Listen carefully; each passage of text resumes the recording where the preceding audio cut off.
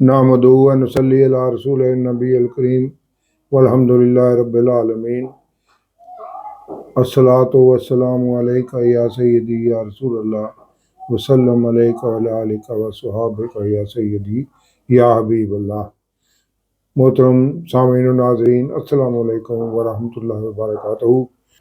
آج ہم 29ویں پارے کی پہلی سورت سورہ الملک کے متعلق آغاز کر رہے ہیں۔ ابتدا میں تلاوت کلام پاک۔ اعوذ باللہ من الشیطان الرجیم، بسم اللہ الرحمن الرحیم۔ تبارک الذی بیدہ الملک وہو علی کل شیء قدیر، للذی خلق الموت والحیاۃ لیبلوکم ایکم احسن عملا وہو العزیز الغفور الذی خلق سبع سماوات طباقا ما ترى في خلق الرحمن من تفاوت فارجع البصر هل ترى من فطور ثم ارجع البصر كرتين ينقلب إليك البصر خاسئا وهو حسير ولقد زينا السماء الدنيا بمصابيح وجعلناها رجوما للشياطين وأعتدنا لهم عذاب السعير۔ صدق اللہ العظیم۔ ملاحظہ فرمائیں سورہ الملک کا خلاصہ۔ سورہ الملک مکی و مدنی صورتوں کے 7ویں گروپ کی پہلی مکی صورت ہے۔ اس گروپ میں زیادہ تر مکی ہی صورتیں ہیں جن کی تعداد 47 ہے، جبکہ متفق علیہ ایک ہی مدنی صورت سورہ النصر ہے۔ اور جس طرح قرآن کا آغاز مکی و مدنی صورتوں کے پہلے گروپ میں ایک مکی سورت الفاتحہ سے ہوتا ہے، اسی طرح اختتام بھی ایک مدنی صورت سے ہو رہا ہے۔ البتہ بعض روایات میں سورہ الزلزال اور سورہ البینہ کو بھی مدنی صورتوں میں شمار کیا جاتا ہے۔ واللہ اعلم بالصواب۔ سورہ ملک میں 30 آیات اور 2 رکوع ہیں، جو 29ویں پارے کے پہلے رکوع سے دوسرے رکوع تک ہے۔ اس سورت کا بنیادی عنوان ہے کہ اللہ ہی مطلق العنان حاکم ہے، کیونکہ اسی نے کائنات کی ہر چیز تخلیق کی ہے، جو اللہ ہی کے تابع فرمان ہے۔ زندگی اور موت کا بھی وہی خالق ہے، جسے اللہ نے اعمال کی جانچ پڑتال کے لیے بنایا ہے کہ انسان احتساب کے خوف سے اپنے اعمال کو خوب تر رکھے، جیسے کائنات کی دوسری مخلوقات آسان طریقے سے اپنے کام انجام دیے جا رہی ہے۔ اللہ کی کمال مہارت کا اندازہ لگائیں کہ اللہ نے وسیع و عریض 7 آسمان بنائے، لیکن ان میں کوئی خامی یا رکھنا نہیں ہے۔ اسی طرح دلکش ستارے تخلیق کیے، جو خوبصورت منظر کے ساتھ آسمانی نظام کے رازوں کو بھی شیاطین سے محفوظ رکھتے ہیں۔ اس کے بعد جہنم میں عذاب کی شدت اور کافروں کی بے بسی، شرمندگی اور قسم و پرسی کا ذکر ہے، جبکہ اللہ کے مخلص بندوں سے بڑے اجر کا وعدہ ہے۔ یہ بھی کہا گیا ہے کہ زمین پر چلنے پھرنے کی سہولت، روزی کمانے کے فراہم کیے گئے مواقع جو ایک نعمت کی حیثیت رکھتے ہیں، ان سے فائدہ اٹھاتے وقت منعم حقیقی اللہ کے حضور پیشی کو بھی ہمیشہ مد نظر رکھو، اور اللہ کے مقرر کردہ سیدھے راستے پر ہی ہر حال میں ثابت قدم رہو۔ کفار کی خواہش ہے کہ کسی طرح نبی صلی اللہ علیہ وسلم اور ان کے ساتھی نعوذ باللہ ہلاک ہو جائیں، جس پر اللہ نے حضور اکرم صلی اللہ علیہ وسلم کو فرمایا کہ ان کفار کو کہہ دیں، اگر میں اور میرے ساتھی ہلاک بھی ہو جاتے ہیں تو پھر بھی تم اللہ کے عذاب سے نہیں بچ سکو گے، اس لیے تمہیں اللہ ہی پر توکل کرنا چاہیے اور اس کی عطا کی ہوئی نعمتوں پر غور کر کے اللہ کے قرب کے لیے تگ و دو کرنی چاہیے۔ جیسے پانی زندگی کی ابتدا اور بقا کا سبب ہے، اللہ اگر اسے خشک کر دے اور زمین میں موجود پانی بھی زمین کی تہوں میں جذب کر دے تو تمہارے خشک کنوؤں میں اللہ کے سوا کون پانی لا سکے گا۔ الغرض یہ صورت اللہ کی حاکمیت بڑے مختصر مگر جامع انداز میں بیان کرتی ہے۔ حضور اکرم صلی اللہ علیہ وسلم بھی ہر رات کو سونے سے پہلے اس صورت کی تلاوت فرمایا کرتے تھے، جو بذات خود اس صورت کی اہمیت کے لیے کافی ہے۔ یہ اس صورت کا مختصر سا جائزہ تھا۔ اب سورہ الملک کی تفسیر النور۔ ارشاد ربانی ہے، بہت ہی برکت والا ہے اللہ جس کی مطلق بادشاہی ہے، یعنی کائنات کی ہر چیز پر اللہ کا حکم نافذ العمل ہے، مگر انسانوں میں سے جو اللہ کے حکم سے سرکشی کرتے ہیں وہ بھی اللہ ہی کے دیے ہوئے اختیارات کا ناجائز فائدہ اٹھاتے ہیں۔ اللہ کا انسان کو کچھ اختیار دینے کا مقصد بھی یہی ہے کہ وہ دیکھے کیا انسان ان تفویض کیے گئے اختیارات کو استعمال کر کے اپنی جدوجہد حزب اللہ کے لیے کرتا ہے یا حزب شیطان کے لیے، اور اللہ ہر چیز پر قادر ہے، یعنی انسان کو دیے گئے اختیارات اللہ سلب کرنے کی ہر وقت قدرت بھی رکھتا ہے، اور ان اختیارات میں جب چاہے اضافہ بھی کر سکتا ہے۔ جس نے موت اور زندگی کو پیدا کیا تاکہ تمہیں پرکھا جائے کہ تم میں کون اچھے اعمال کرتا ہے۔ موت اور زندگی کے اس فلسفے کو ہر انسان کو سمجھنا ضروری ہے، کیونکہ اس کو سمجھے بغیر وہ ہدایت حاصل نہیں کر پائے گا، اور وہی اللہ زبردست ہے بخشش کرنے والا، یعنی انسان کو اپنی سرکشی اور غلط کاریوں میں مایوس زندگی گزارنے کی بجائے اسے اللہ کے سامنے اپنے تمام گناہوں کا اعتراف کر لینا چاہیے، کیونکہ وہی زبردست اختیار کا مالک ہے، اور ہر گناہ بخشنے کی طاقت بھی اسی کے ہی پاس ہے۔ اللہ جس نے 7 آسمان بنائے ایک دوسرے کے اوپر، تو تم رحمان کی تخلیق میں کوئی خلل نہیں دیکھ سکو گے، یعنی جس آسمان کے نیچے تم زندگی گزار رہے ہو اس میں بھی تمام تر سائنسی علوم کے باوجود کوئی انسان بھی ابھی تک کوئی نقص یا خامی نہیں ڈھونڈ سکا اور نہ ہی ڈھونڈ سکے گا۔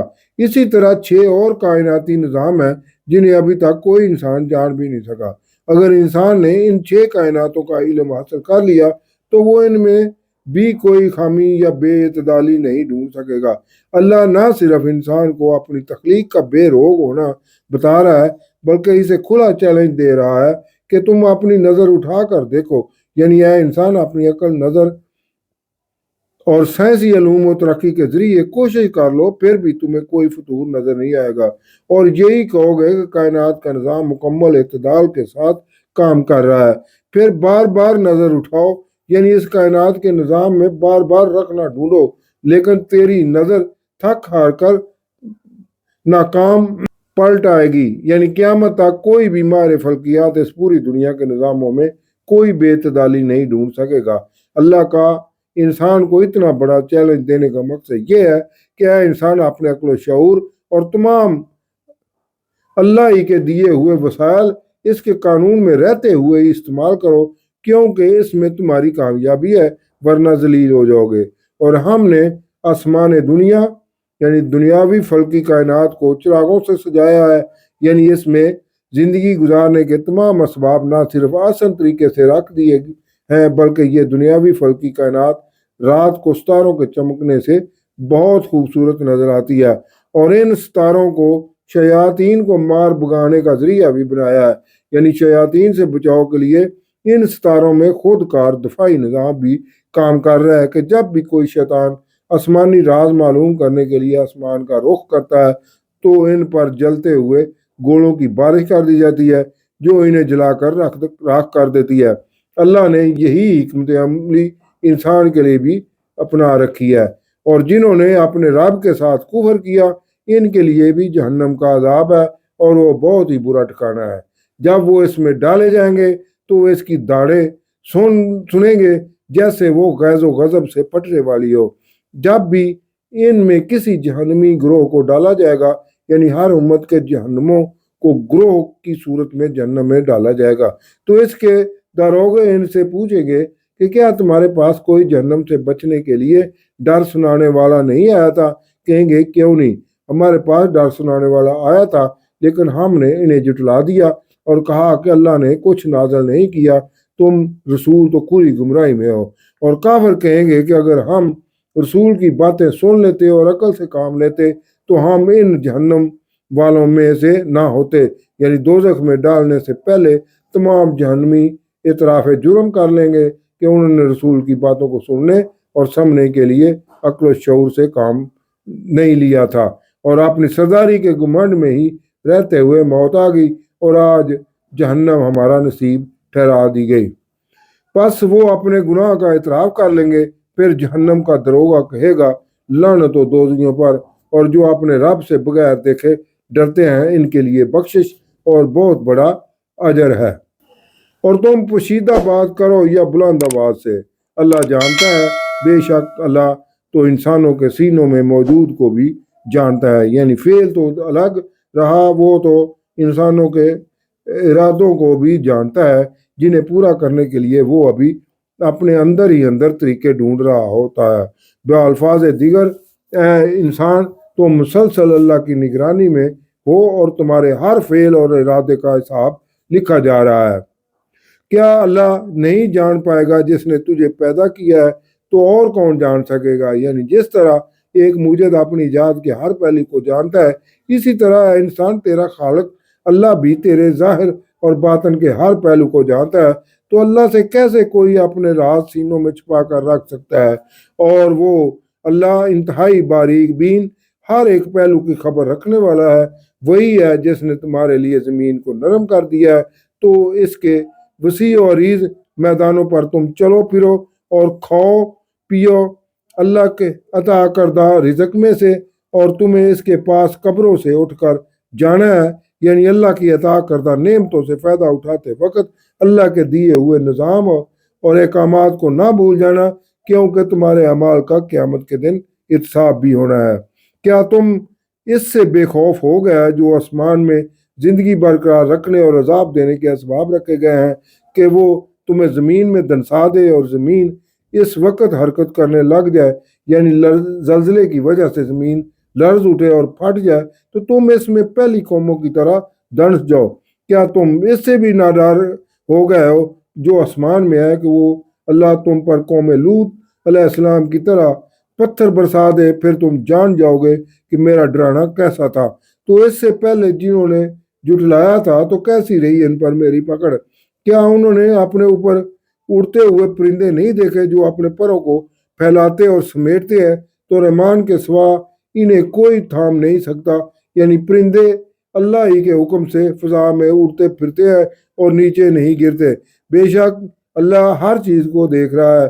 भला वो कौन सी तुम्हारी फौज है जो रहमान के मुकाबले में तुम्हारी मदद कर सके। हर चीज़ इनको वाज़े तौर पर बताने के बाद ये काफिर धोखे में पड़े हुए हैं। या कौन है जो तुम्हें रिज़्क दे सके अगर वो अल्लाह अपने रिज़्क को रोक ले। मगर हक से ग्रेज़ा कुफार ये सरकशी और नफरत में डीठ बन गए हैं। तो क्या जो अपने मुंह के बल उल्टा चल रहा है, यानी गैर फितरी तरीके अपनाए हुए है, ज्यादा हदायत पर है, या वो सीधा चल रहा है, यानी जो फितरी तरीके अपनाए हुए है एक सीधे रास्ते पर है। यानी इंसानी फितरत तो अल्लाह के बताए हुए सीधे रास्ते पर ही है।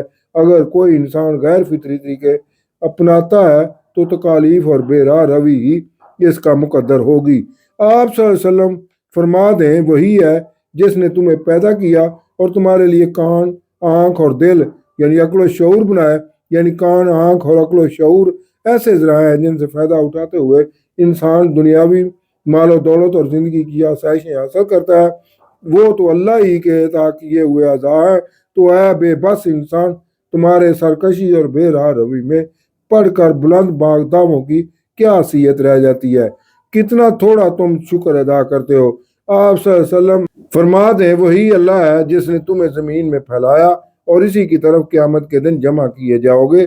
और कुफार कहते हैं कि ये क़यामत का वादा कब पूरा होगा, अगर ए नबी सल्लल्लाहु अलैहि वसल्लम तुम सच्चे हो।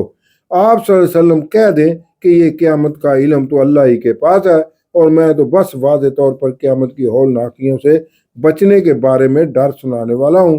फिर जब वो इसे यानी क़यामत या मौत को करीब आता देखेंगे तो काफिरों के चेहरे बिगड़ जाएंगे और इनसे कहा जाएगा, ये है वो क़यामत या मौत जो तुम मांगते थे। आप सल्लल्लाहु अलैहि वसल्लम फरमा दें कि अगर अल्लाह मुझे और मेरे साथियों को अलहाक कर दे या हम पर रहम करे तो काफिरों को दर्दनाक अजाब से कौन बचाएगा। यानी हजूर अकरम सल्लल्लाहु अलैहि वसल्लम और आप सल्लल्लाहु अलैहि वसल्लम के साथी तो अपने तमाम मामलात अल्लाह के सुपुर्द पहले ही कर चुके हैं। चाहे दीन हक की तबलीग में इनकी जान रहे या चली जाए, फतह हो या शिकस्त, हर दो सूरतों में तो इनकी कामयाबी ही कामयाबी है। मगर कुफार को जहन्नम के अजाब से कौन बचाएगा। आप सल्लल्लाहु अलैहि वसल्लम फरमा दें कि वही अल्लाह रहमान है, हम इस पर ईमान ला चुके हैं और इसी पर हमारा तवक्कल है। तो तुम काफिरो जल्द ही जान जाओगे कि खुली गुमराही में कौन था। आप सल्लल्लाहु अलैहि वसल्लम फरमा दें कि भला देखो तो अगर तुम्हारा पानी जो तुम पीते हो और इस्तेमाल करते हो खुश्क हो जाए तो अल्लाह के सिवा कौन है जो तुम्हारे लिए बहता हुआ पानी ले आएगा। ये इस सूरत का मुताला था। सदकल्लाहुल अज़ीम।